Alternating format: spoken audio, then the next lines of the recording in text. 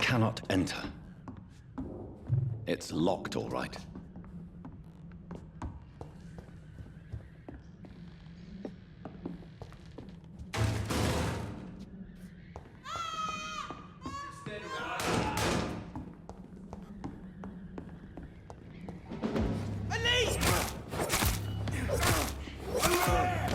There's one of them vermin!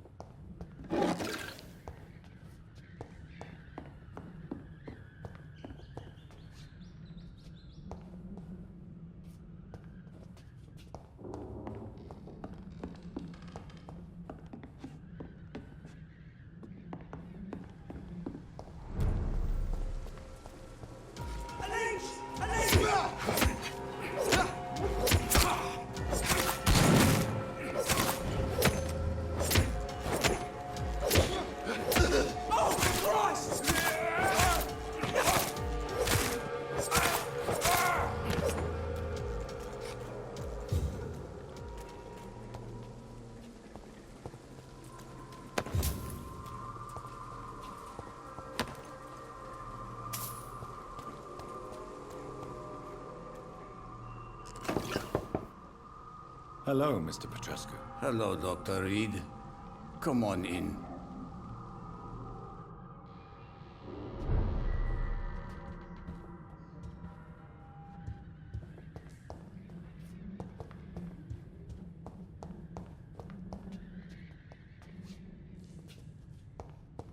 It's locked.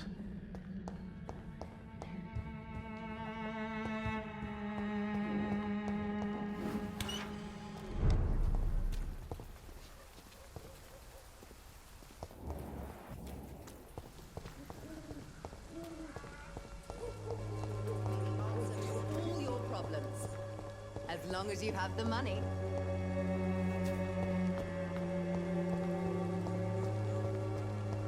Its effectiveness has been improved by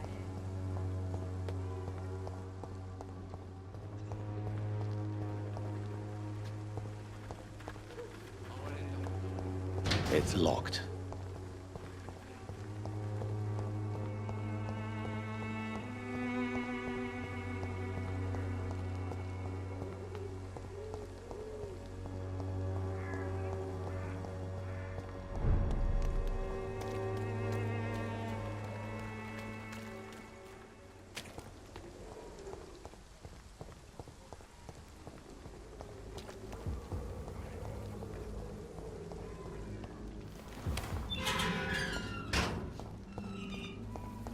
Human blood.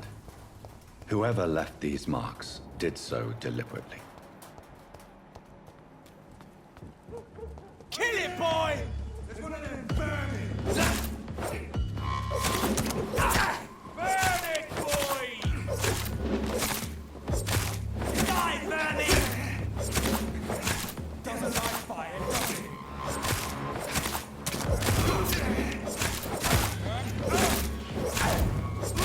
He's dead!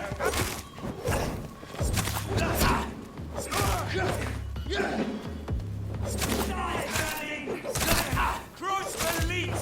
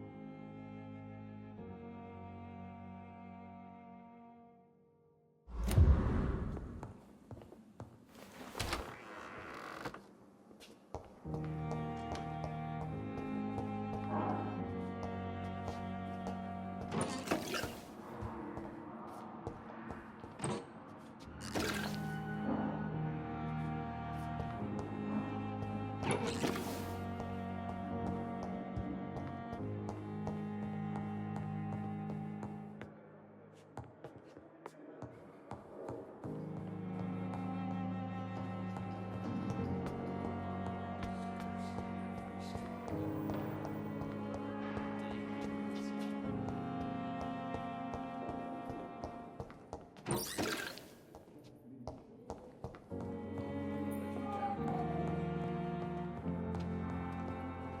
hospital seems to be falling apart. But in the circumstances, I'm willing to give you the benefit of the... Good evening, madam. Can I help you? It's my son who needs you, sir. I'm Dr. Jonathan Reed. How can I help your son? I'm Beatrice Goswick, mother of Mortimer Goswick. Could you check on him, please, Dr. Reed? I've heard much of your talents as a physician.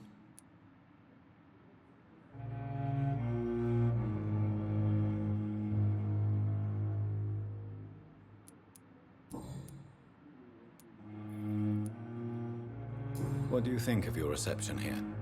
Any complaints? I have had the uttermost reservations about this hospital since we arrived. But we had no other choice, considering the state of emergency. Is there something in particular that's bothering you? Some of the staff were not especially welcoming. I suspect they're not accustomed to dealing with patients of such social standing.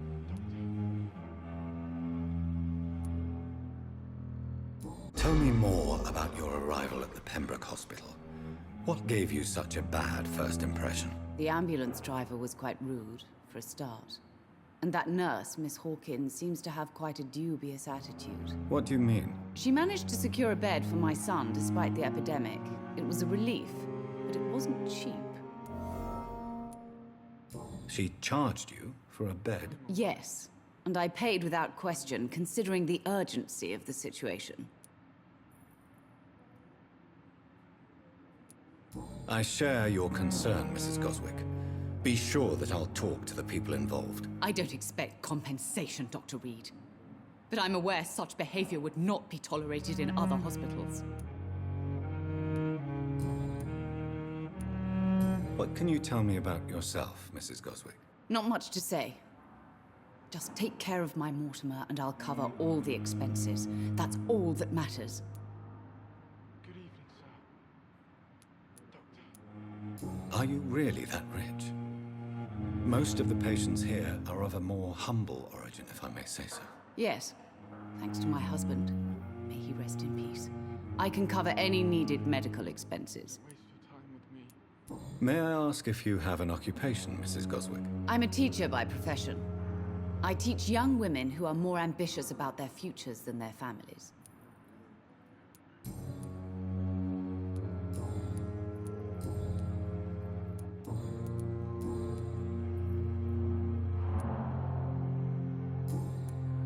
Goodbye, Mrs. Goswick. Down, my boy.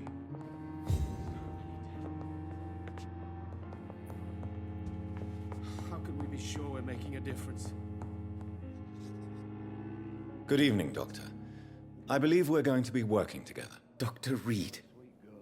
Dr. Swansea informed us of your arrival, but I could not dare to believe we'd have such good fortune. Such an honor, sir. Thank you. And you are? I am Thoreau Strickland, Dr. Thoreau Strickland. I'm a great admirer of your work, Dr. Reed.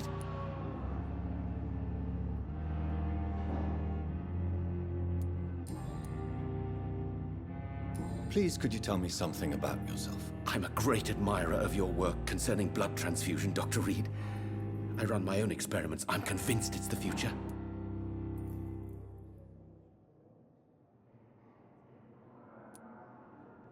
What made you choose to be a doctor? I'm not ashamed to admit you and your work have inspired me. I am honored to have the opportunity to work by your side.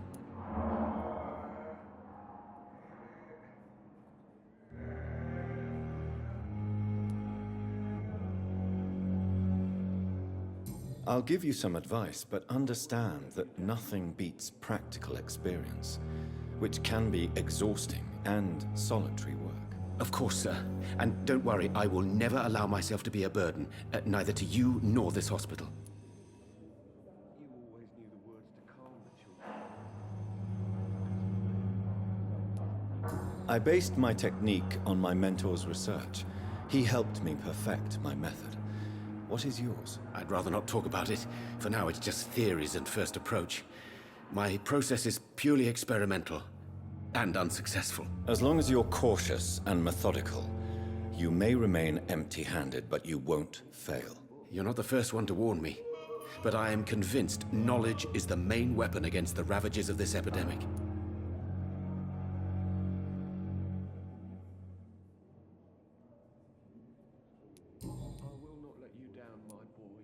What can you tell me about the Pembroke? Well, it has always been an honor to work with Dr. Swansea.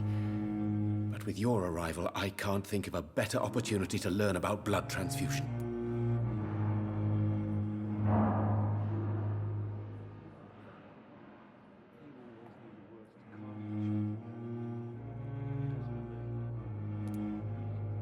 You seem quite optimistic. It's a rare and precious attitude in these difficult times. I'm convinced that this epidemic is a test of endurance and dedication for us men of science. Questions remain about our capacity to resolve the situation. True, true. Last summer, during the first wave of the epidemic, I used to joke with Milton about the extra work. We're not smiling now.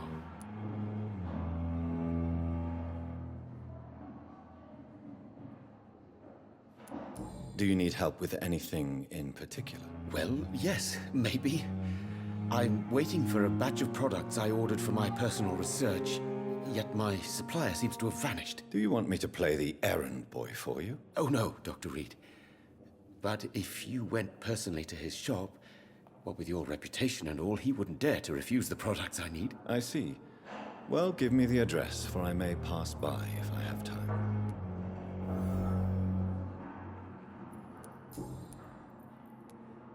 What do you think of Dr. Ackroyd's aversion to modern medical methods? It's a shame he's so narrow-minded. Dr. Swansea taught me that science is about exploring uncharted territory. I'm convinced that's true. With the influenza and all that's going on, you should put your differences aside, don't you think? Why is it so difficult to work together? I believe that if Dr. Ackroyd had been the one to discover the transfusion process, he would be the first to recommend its use. So you believe it's just a question of jealousy and pride? Dr. Ackroyd is as proud as he is blinded by his obsolete concept of medical science.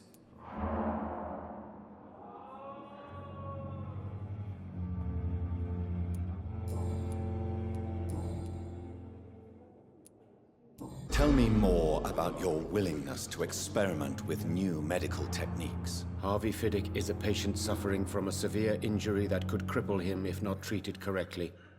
I'm convinced your blood transfusion technique could help him. What is it you really want? To save him? Or to prove your point? Fair question. I want nothing but to save my patient, Dr. Reed. Especially since I know Mr. Fiddick's story.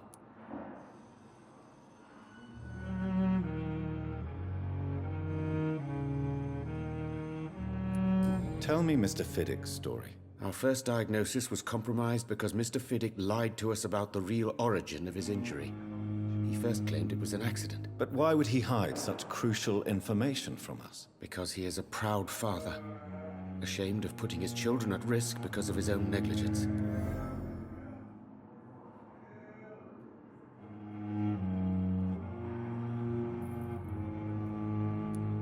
This personal involvement could also appear to be a lack of impartiality. You must know that a good surgeon must remain neutral. I agree. But that does not excuse Dr. Ackroyd's behavior, a man who did not even take time to converse with his patient. Do you think keeping his distance was a mistake? All I know is that I'm taking care of human beings with desires, hopes, and fears. Not some biological machine comprised of blood, bones, and flesh.